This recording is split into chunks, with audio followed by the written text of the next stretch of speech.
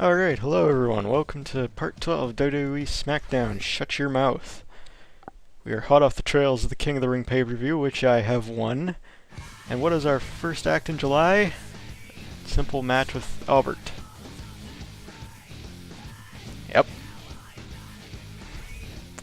By the way, after rewatching some things, yes, Brock Lesnar did win the WWE Undisputed title at the King of the Ring pay-per-view, so we do have a new champion, and that's who I would be facing, so, yeah, that's something. That's gonna suck, for sure.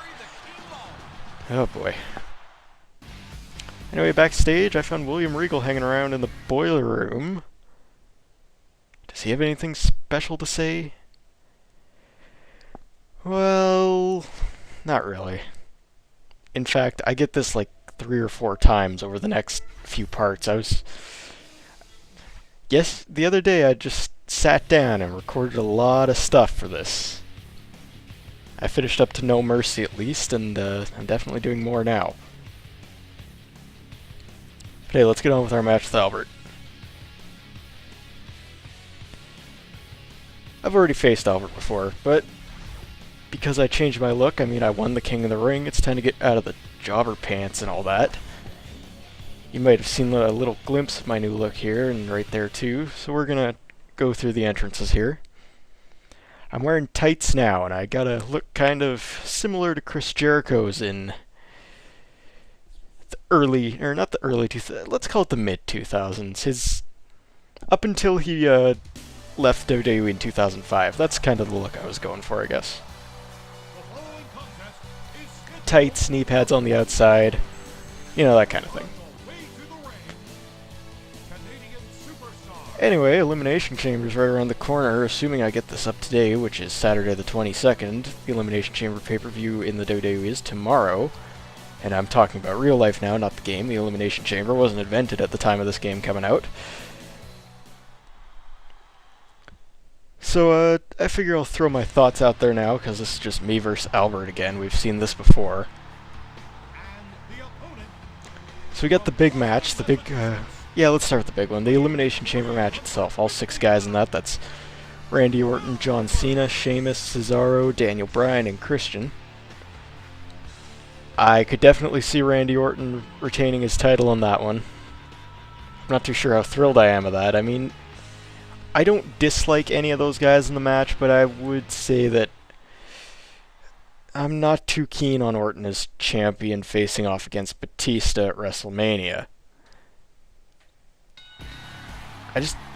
You know, Orton was a big star for a long time, but he's definitely fallen off a little bit lately.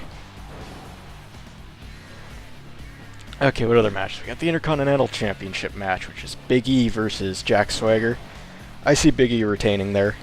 I don't see him dropping it to Swagger, unfortunately. I like Swagger a lot better than Big E. We got Batista versus Alberto Del Rio, and Batista's gonna win that. I hope he just completely squashes Del Rio. I hate that guy. I hate him so much. Let's see, tag title match. New Age Outlaws versus the Usos. I see the Outlaws retaining. There's the Wyatts versus the Shield. I could see the Wyatts winning that one, and the Shield maybe breaking up even. Anything else in there? Titus O'Neil versus Darren Young. I could see Titus winning that. I like that they broke up the primetime players. I mean, they're both really crappy wrestlers, but at least Titus shows some personality. And that just leaves the pre-show match, which is the Rhodes Brothers taking on Ryback, and I think the Rhodes Brothers will win that.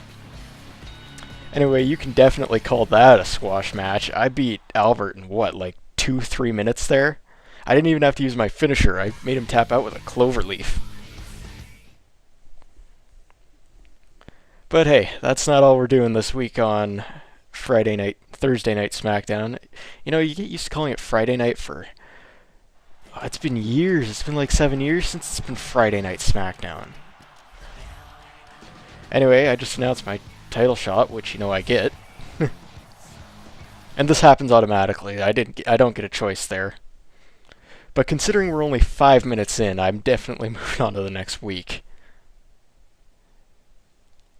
So what are we going to find out in week 2? Are we going to build towards my match with Brock Lesnar? What kind of match am I going to be in? Let's find out. I'm taking on Chris Benoit again. Not a lot to say there. I've already faced him, and I'm going to be touching on some touchy subjects when I get to speaking about him, but we'll get there when we get there.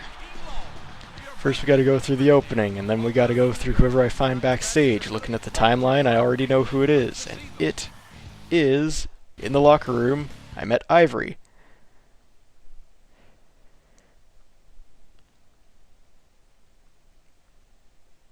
Jeez, these load times are ridiculously long.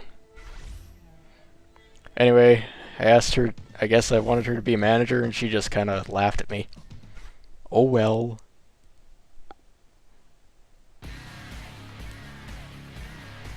Anyway, let's get right onto that match. We're skipping the entrances this time, because you know we've already seen mine, we've already seen Benoit's. I faced him in my second match on Heat.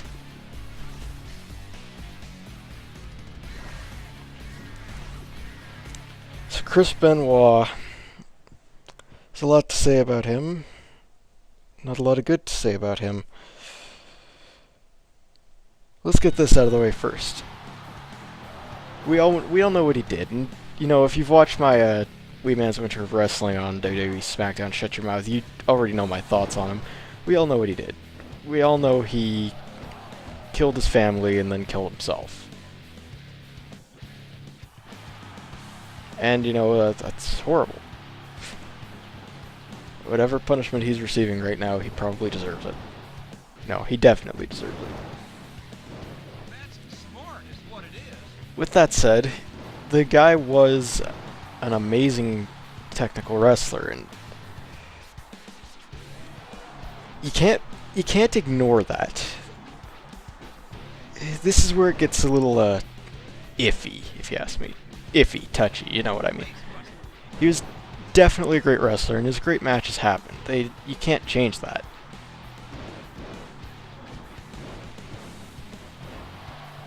But that doesn't mean you have to respect the man, and I do not, at all.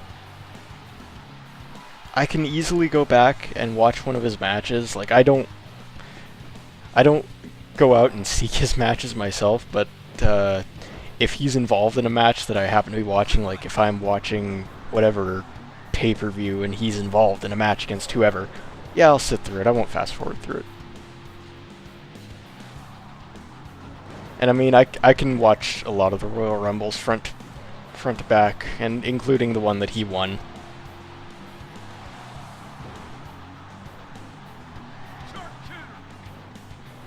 Anyway, he's actually putting up a decent fight here, and I mean, the last time I fought him, I was on normal mode, not hard mode.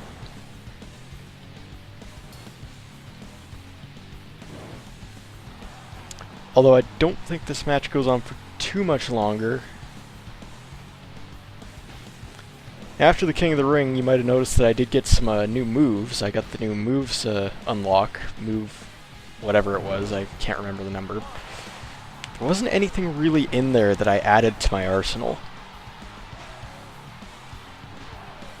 I'm not exactly sure all the movesets that I unlocked. I know Perry Saturn's was one of them.